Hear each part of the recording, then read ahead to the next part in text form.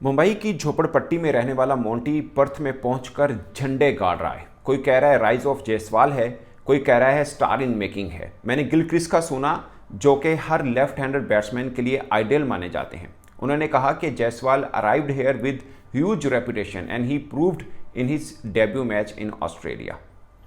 ये वो तारीफ़ी कलमात हैं जो तमाम ग्रेट्स आज जायसवाल के बारे में बोल रहे हैं।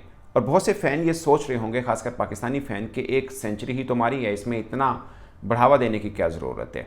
तो ऑस्ट्रेलिया में सेंचुरी क्या मानी रखती है वो मैं आपको स्टैट वाइज बताऊंगा कि कितना ये इंपॉर्टेंट है। खासकर पहले मैच के अंदर 100 कर लेना ये कितनी खास बात है। और आप एक और कमाल देखिए जायसवाल का कि अभी जस्ट 22 वर्ष का है ये लड़का और इसने 400 किए, चारों को 150 में कन्वर्ट किया और दो को उसने 200 में कन्वर्ट किया। साउथ अफ्रीका का एक टूर वाहिद है जो उनका शायद ज़्यादा बेहतर नहीं रहा। अदरवाइज पहला मैच खेला वेस्ट इंडीज़ में, वहाँ पर उन्होंने सेंचुरी की और उसके बाद भारत के अंदर तो उन्होंने डबल सेंचुरीज की और अब पर्थ के अंदर जाकर 100 किया। पर्थ का नाम सुन के ही ना बैट्समैनों के लिए लगता है कि फास्ट ट्रैक और ये वो सब। अगरचे इसमें 18 वर्ष की उम्र में सचिन तेंदुलकर ने भी 100 किया था, फिर 23 वर्ष की उम्र में एडिलेड में विराट कोहली ने 100 किया, 22 वर्ष की उम्र में जायसवाल ने 100 किया पर्थ के अंदर। तो ये इंडियन बैटर्स का इन ऑस्ट्रेलिया अपने तो ये एक रिकॉर्ड है। मगर पाकिस्तानी फैंस के लिए कि पाकिस्तान के 3 अगर बड़े क्रिकेटर्स की बात की जाए आज के दौर में, जिसमें आपके पास रिजवान है, बाबर आजम है और अगर एक्सपीरियंस बात की जाए तो शायद इमामुल हक हैं। इन तीनों में से सिर्फ बाबर आजम वो वाहिद बल्लेबाज हैं जिनका सीना कंट्री में 100 है। 900 हैं उनके टेस्ट के अंदर, 55 टेस्ट मैचेस खेल रखे हैं उन्होंने। सीना countries mean south Africa, England, New Zealand और ऑस्ट्रेलिया। इन चारों देश में उनका 100 है और वो ब्रिस्बेन में ऑस्ट्रेलिया में है। उन्होंने ऑस्ट्रेलिया में 3 टूर किए हुए हैं और 100 है। अगेन वो हमारे ग्रेट बैटर हैं, इसमें कोई शक नहीं, बट मैं आपको सिर्फ इंपॉर्टेंस बता रहा हूँ कि century in Australia and specially in Perth क्या मानी रखती है। सेम रिजवान के 300 हैं मगर उनका एक भी 100 सीना कंट्री में नहीं, ऑस्ट्रेलिया में नहीं है। सेम इमामुल हक के 300 हैं, उनका एक भी 100 सीना कंट्री में नहीं है। सो सीना कंट्री का मतलब आप समझ लीजिए क्या है। और इसमें सबसे इंपॉर्टेंट ऑस्ट्रेलिया है क्योंकि वहाँ का पेस अटैक उस तरह का है, वहाँ का क्राउड उस तरह से है, वहाँ के कंडीशंस वैसी हैं। और सबसे बढ़ के कि आप ऑस्ट्रेलिया के खिलाफ खेल रहे होते हैं, मतलब एक नाम है, एक जिसे बोलते हैं ना हवा बनी होती है कि ऑस्ट्रेलिया के अंदर खेल रहे हैं। और गिलक्रिस्ट की बात मुझे याद है कि जब टीम इंडिया ने अभी ऑस्ट्रेलिया पहुंचना था तो बहुत से क्रिकेटर्स की बातचीत हो रही थी। उनमें से जो उनके करंट ऑस्ट्रेलिया क्रिकेटर्स हैं उनका भी हुआ कि आप किस क्रिकेटर को रखते हैं, मतलब कि टारगेट के ऊपर कि आप किसको देखना चाह रहे होंगे। तो बहुत से लोगों ने ऋषभ पंत और जायसवाल का नाम लिया था। अब सोचिए एक टीम जिसके अंदर पहले से ही विराट कोहली है, रोहित शर्मा अगरचे नहीं खेल रहे मगर उसके अंदर रोहित शर्मा है, जिसके अंदर बुमराह जैसा स्टार है, जिस टीम के अंदर ऋषभ पंत की बात की जाती है, जिस टीम के अंदर अभी भी शुभमन गिल बाहर बैठे हुए हैं, उस टीम के अंदर एक जायसवाल पैदा हुआ है। जायसवाल आज पैदा नहीं हुआ, इससे पहले भी उन्होंने 300 किए मगर 22 बरस की उम्र में जो उन्होंने के कमाल किए हैं वो अपनी तो ये एक मिसाल है। और सब बोल रहे हैं कि rise of a new star, I mean star in making, सब बोल रहे हैं। और पर्थ के अंदर जिसमें पहली इनिंग में वो सिफर पर शायद आउट हुए थे मगर उस वक्त भी उनका कॉन्फिडेंस लेवल जब दूसरी इनिंग में वो आए कहीं पर भी डगमगाया नज़र नहीं आया। और देखिए उनके मतलब मिचेल स्टार्क जो उनके सबसे तेज़ गेंदबाज हैं, उनके साथ आप देखिए उनकी फिक्रेबाजी कैसी रही है। मतलब कॉन्फिडेंस लेवल एक अपने तो एक डिफरेंट रहा है।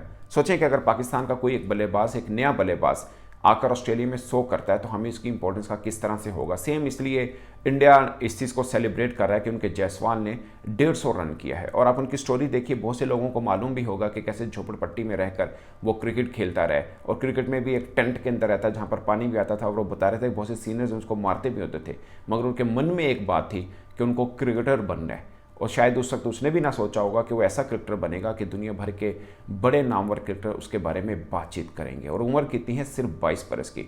हम बहुत सी बात कर रहे होते हैं भारत की, इसमें कोई शक नहीं। मैं हमेशा यही बात कर रहा हूँ जिसमें बहुत से लोग नीचे आकर अजीब से कमेंट भी कर रहे होते हैं। मैं हमेशा यही बात कर रहा होता हूँ कि इसमें कोई शक नहीं है कि उनका बोर्ड सबसे ज़्यादा पैसे रखता है, इसमें कोई शक नहीं है कि उनका बोर्ड दुनिया क्रिकेट में सबसे ज़्यादा वर्थ रखता है, अपनी बात मनवाता है, इसमें कोई शक नहीं है। मगर अब उस बोर्ड के के झूमर के नीचे देखिए स्टार कौन कौन से हैं। कहीं पर ऋषभ पंत मिलते हैं, कहीं पर शुभमन गिल मिलते हैं, कहीं पर आपको जायसवाल मिलते हैं, कहीं पर आपको बुमराह मिलते हैं, कहीं पर विराट कोहली मिलते हैं, कहीं पर रोहित शर्मा मिलते हैं। अभी पांड्या उनका एक बेस्ट, यानी आप देखिए ना दुनिया में बेस्ट चीज़ें निकाली है। बेस्ट बैटर विराट कोहली उनकी team, best bowler Jasprit Bumrah उनके पास, बेस्ट स्पिनर आप अगर ऑफ स्पिन की बात कर रहे हैं तो अश्विन उनके पास है, बेस्ट ऑलराउंडर हार्दिक पांड्या उनके पास हैं, best emerging star at the moment in the world आंखें बंद करके सब कहेंगे कि जायसवाल उनके पास हैं। अभी मैं शुभमन गिल को नहीं गिरना क्योंकि उनकी शायद वो थोड़े से इनसे ज़्यादा सीनियर नहीं है और अभी वो प्लेइंग 11 में नहीं है। एस्वेरन जो उनके डोमेस्टिक का स्टार क्रिकेटर है वो भी उनके प्लेइंग 11 में नहीं। सरफराज जो उनके अपने इंडिया के अंदर बहुत अच्छा खेलें, शायद उन पर डाउट है कि वो यहाँ पर अच्छा खेल सकते हैं नहीं खेल सकते, बट पॉइंट इसके वो एक बड़ा क्रिकेटर है, वो इधर है, वो इस इंडिया स्क्वाड के अंदर है।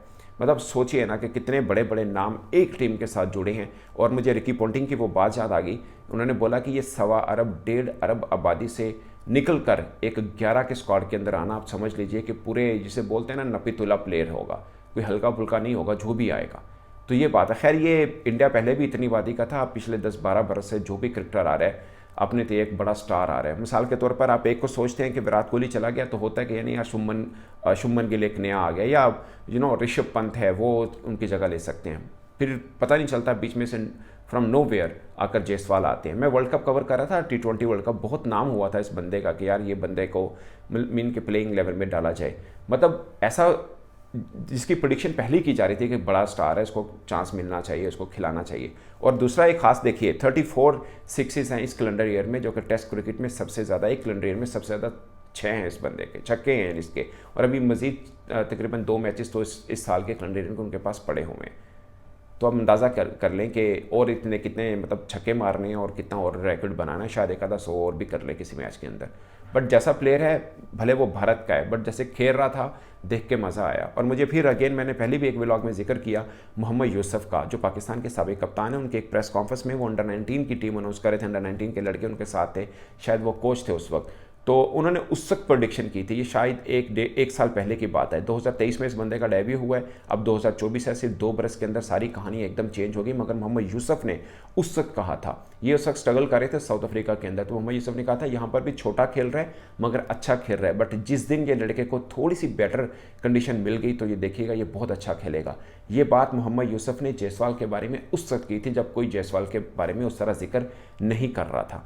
क्या है कि एक स्टार दूसरे को पहचान लेता है कि ये बड़ा प्लेयर बन सकता है। ये मोहम्मद यूसुफ की मैं आपको क्वालिटी बता रहा हूँ कि उस वक्त मोहम्मद यूसुफ ने प्रेडिक्ट किया था। और उसके बाद देखिए उस बंदे ने 200 डबल 100 कर रखे हैं, 150 कर रखे हैं, शायद 8 या 9 उस बंदे की 50 हैं, 15 टेस्ट मैचेस अभी हुए, 50 प्लस की उस बंदे की एवरेज है। मतलब और क्या आइडियल स्टार्ट किसी भी प्लेयर के लिए हो सकता है। अगरचे आपको हर टीम के अंदर इस तरह इमर्जिंग कोई ना कोई प्लेयर मिलता होगा। आप अपने पाकिस्तान में देख लीजिए, हम साइम अयूब की बात करते हैं, हम अब्दुल्ला शफीक की बात करते हैं, हम सऊद शकील की बात करते हैं। सऊद शकील का मैं इसलिए इनके साथ जिक्र नहीं करना चाह रहा क्योंकि मिडल ऑर्डर बल्लेबाज है, साइम और अब्दुल्ला शफीक ऊपर खेलते हैं। मगर शुरुआत में हम लोग कंपैरिजन करते रहे हैं कि साइम अयूब हमारा PSL का स्टार है, ये इनके IPL का स्टार है। अब सोचिए अपने मन में एक लम्हे के लिए, क्या हल्का सा भी आपके जहन में कहीं कंपैरिजन का जिक्र आ रहा है कि आप जायसवाल के साथ किसी भी पाकिस्तानी बैटर का जिक्र कर लें? क्योंकि ये 22 बरस का लड़का जिसने सिर्फ 15 टेस्ट मैच खेले हैं, आपके बड़े बड़े स्टार बैटर से बेहतर रिकॉर्ड बना चुका है आज भी। बाबर आजम के 900 हैं, इस बंदे के 400 हैं। इसने सिर्फ 15 टेस्ट मैच खेले हैं, बाबर आजम ने 55 टेस्ट मैच खेले हैं। और शायद 35, अगर मैं गलत नहीं हूँ, 35 रिजवान ने खेले हुए हैं, उनके सिर्फ 300 हैं। रिजवान भी 2 दफ़ा टूर कर चुके हैं ऑस्ट्रेलिया का। एक बड़े स्टार है पाकिस्तान की हद तक, आप देखिए बड़े नाम है रिजवान, बाबर आजम, उनकी अपनी एक खूबियाँ, अगरचे वो दोनों मिडिल ऑर्डर में, बाबर तो खैर भी ऊपर खेलते हैं, रिजवान शायद मिडिल ऑर्डर में खेलते हैं। बट पॉइंट इस कि मैं बताना चाह रहा हूँ कि आपके बड़े बड़े नाम से उनका एक इमर्जिंग क्रिकेटर जो है वो ज़्यादा रिकॉर्ड बना रहा है। तो सोचिए ना, मैं हमेशा कहता हूँ कि इंडिया को लोग समझते हैं कि बैटिंग कि बैटिंग लड़ी है पूरी की पूरी। आप उनका प्लेइंग 11 उठा के देख लें, आप उनके 15 ले लें, या जो भी टेस्ट टूर जहाँ पे भी करते हैं, हमेशा उनकी बैटिंग का जिक्र किया जाता है। मगर मैं आज भी कहता हूँ, अगरचे जायसवाल ने अच्छी इनिंग खेली, KL राहुल ने अच्छी इनिंग खेली, विराट कोहली ने अच्छी इनिंग खेली, मगर मैं आज भी कहता हूँ कि उनकी जो पोजीशन जो आज बेहतर हुई है वो उनकी बॉलिंग की वजह से हुई है। आप हर्षित राणा को उठा के देख लें, आप मतलब शुरू में उनका जिक्र नहीं कर रहा था, हर्षित राणा कौन, IPL का लड़का ये वो, मगर आप उसकी लाइन देखें उस बंदे की। आकाशदीप लड़का खेला न्यूजीलैंड में, आप न्यूजीलैंड के खिलाफ, आप उस बंदे की लाइन देखें। मैंने इमर्जिंग कप ओमान के अंदर कवर किया, उनके 2-3 लड़के देखे, मतलब आपको लगेगा कैपेसिटी वाइज कि शायद ये इतने अच्छे नहीं हैं, मगर आप उनका दिमाग देखें कि वो बहुत तगड़े हैं। अगेन मैं इंडिया को हमेशा एक बात करता हूँ कि BCCI में जो भी क्रिकेट को चला रहा है बंदा, जो भी पीछे जिसे बोलते हैं ना थिंक टैंक हैं, वो डिफरेंट है। एटलीस्ट एशिया में तो बहुत डिफरेंट है। मैं अभी स्टैट देख रहा था, जसप्रीत बुमराह के बारे में मैंने पहले भी जिक्र किया। उस बंदे ने पहले 17 टेस्ट मैच, 17 टेस्ट मैच सीना कंट्री में खेले हैं। 2018 से लेकर 2021 तक एक भी टेस्ट मैच उस बंदे ने अपने देश में नहीं खेला है। 18वां टेस्ट में जाके मोहाली में 2021 या 22 में उन्होंने मोहाली अपना खेला इंडिया के अंदर। उस बंदे ने अब तक सिर्फ 12 टेस्ट मैच इंडिया में खेल रखे हैं, जसप्रीत बुमराह ने, जिसमें से 8 टेस्ट मैच 2024 में खेले हैं। बाकी 4 टेस्ट मैच उसने 2018 से लेकर 24 के 6 बरस के अंदर खेले हैं।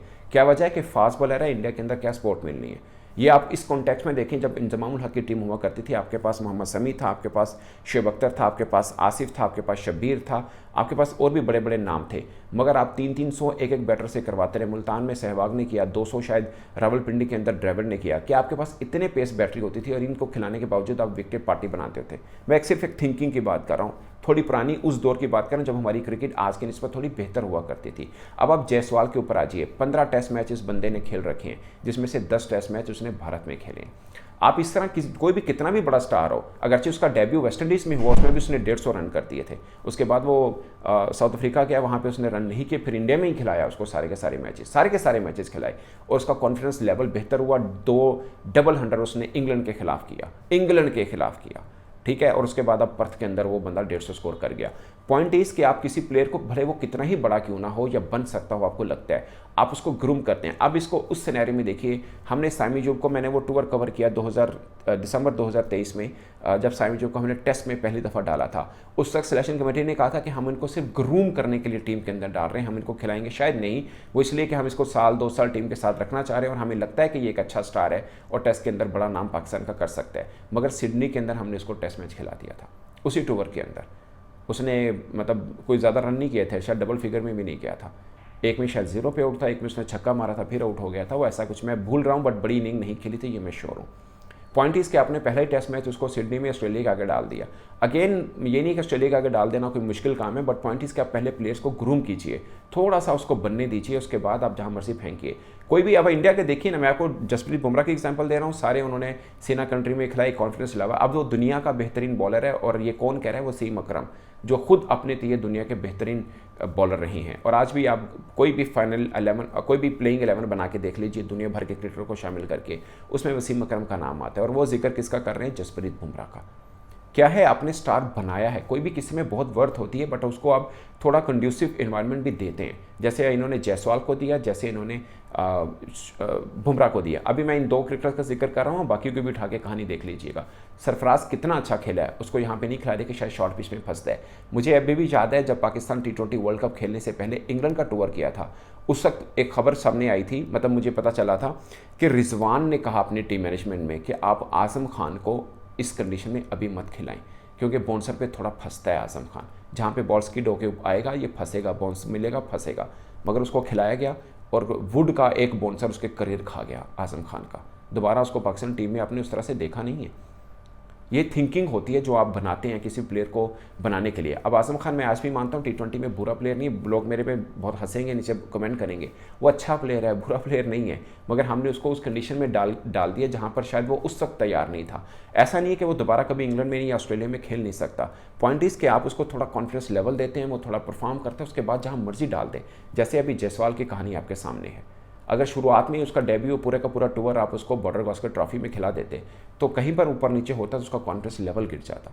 ये एक थिंकिंग है। मुझे लगता है कि किसी भी प्लेयर को बनाने के लिए आप थोड़ा सा उसको एनवायरनमेंट वो देते हैं जो उसके लिए फेवर होता है, जो उसको फेवर कर रहा होता है।